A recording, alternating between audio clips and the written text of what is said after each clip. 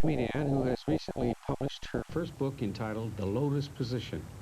She's been described as a female Lenny Bruce sprinkled with alfalfa sprouts and motherhood. Here's Lotus Weinstock, obviously a fictitious name. I have to talk fast. I just took 2 Tylenol.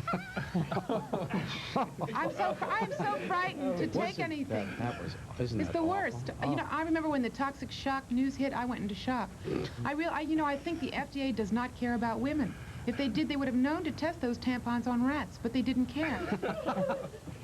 How do you get your hair to stand up like that? I'm just excited with life. Someone grabbed it on the way up. What does the title of your book mean, The Lotus Position? It's actually a play on words, because my name is Lotus Weinstock. Well, and it's sort of my little yoga of confusion. Would you like to see it? Is this a copy of your book? Yes, it's a big pocketbook. Oh, my goodness. Well, that's wonderful. Listen, if you're going to plug something on TV, why not a life-size job here? She's a riotous blend of the homespun and the hip. By the way, it's only $2.95. If you buy it, I'll pay you back. That's wonderful. Why did you decide to write a book? Is it just, what is just an accumulation of your shoe trees fell? I meant to do that. I'm in charge.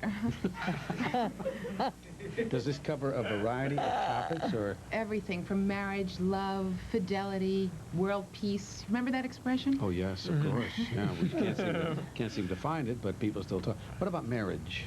I have a position on marriage, which is that in order to be the kind of woman who is strong enough to live with a man, it makes you the kind of woman no man wants to live with. But I'm lucky. I'm going to be married 14 years. We're in the bar mitzvah of our marriage right now. And I love him all. I married Mr. Right.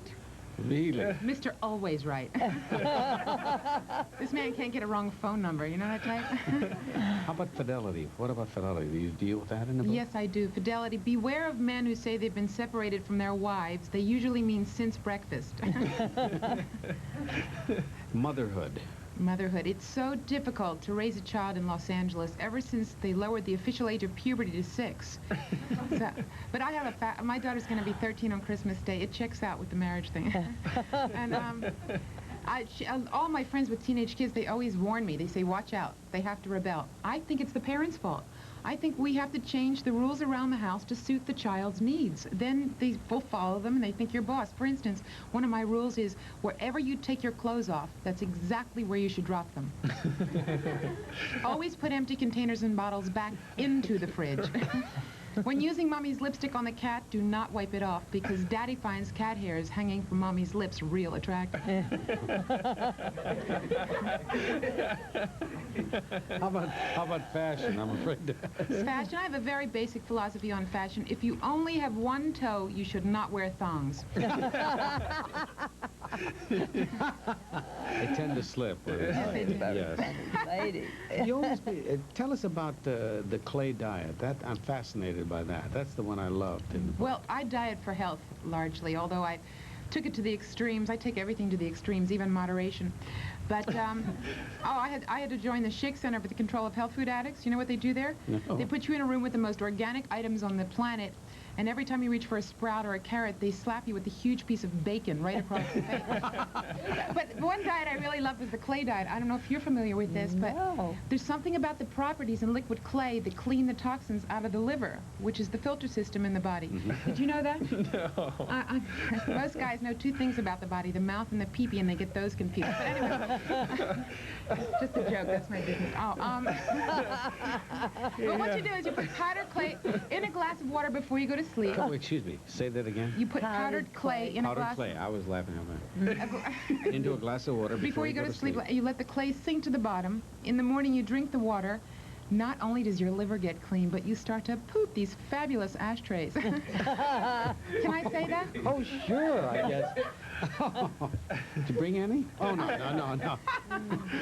I hear your mother's doing promotion for you. She is. It's the cutest. On the East Coast, my mother grows these violets, and then she goes up to various shows and brings violet plants and says, you have to have my daughter on the show. Her book is wonderful. So my mother's doing the shows now. That's terrific. Your daughter's in the business. I read where she performed with you somewhere. Yes, yes. At first, I used to bring her with me because it solved the babysitting problem. But right now, she's in New York filming Rodney Dangerfield's new film. She's playing his daughter. Oh, that's wonderful. What did she do in the club with you? Did you actually go on stage while you were performing? Yes, she plays violin with me and does a little Henny young woman. It's very cute. Does she do any of his material? She's made up her own. She has some very cute little characters that she does. Is there any competition between the two of you at all? Well, somebody asked me that when she got this part, and I said, well, I wasn't up for the same part. I just took 13 off my age range. You're wonderful. Thank you. Now, where did you get your name? Is that Lotus? My mother took acid in the 40s. It was so wonderful.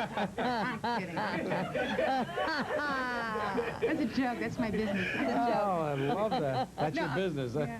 No, my real name is Marlena Weinstock, but in 1970 I joined a spiritual organization, which was the cheapest form of therapy available to me at the time.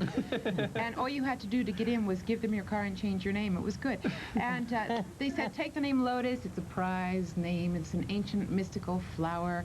You'll grow into it. Turns out Lotus means low tush, and I am growing into it. I'm so annoyed with gravity. I really am. Closer to the sidewalk all the time, huh? Yeah, I get so annoyed at some of the women who wear the short jogging shorts with a hint of cheek showing. I'm getting that look in long pants now. But you know, it's a good thing your head gets higher as your body gets lower. Yeah, tell us about EST. EST. Est? Est. Oh, or Eastern Standard Time. Which was that? Either. Oh, that's you know about Est? That's where 9,000 people crowd into a room this size looking for their space, right? Yeah. I took a course called Pest.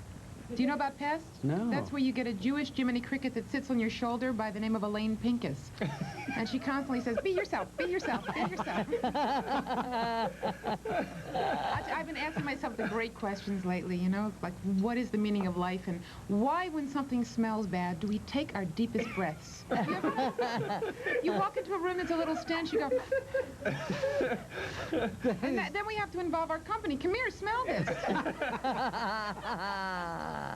That is true. We do those dumb things. We do a lot of dumb things, don't we, people? We do. Yeah. We do. You must get much of your humor just watching people. Watching myself. Yeah, sure. Is there another book in the works, Lotus? Yes, I'm working on a book called The Romance of Motherhood, or I don't carry pictures of my kid, but I do have some of her essays with me. You know, and also there's some interest in my screenplay that I wrote. It's actually a situation com-dram. There's a lot of interest from my daughter, and we're going to, it's going to be done in my basement. Have you talked to anybody about it? Yes, there are people are now Is there interest? Yes, there is. I don't know how to tell you this because I'm enjoying this so much. It's tough for me to say this to you, Lotus, but we're out of time. It's just one of those things that happens in TV. It does. Yeah, I once had a few seconds left, and then I said to Richie Pryor, who was on the show, I said, we just have a few seconds left. Do you want to handle this? And he was stuck. You know. I have a little message to everyone. Fine. A little something that gets me through the hard times, and that is to always remember that angels can fly because they take themselves lightly.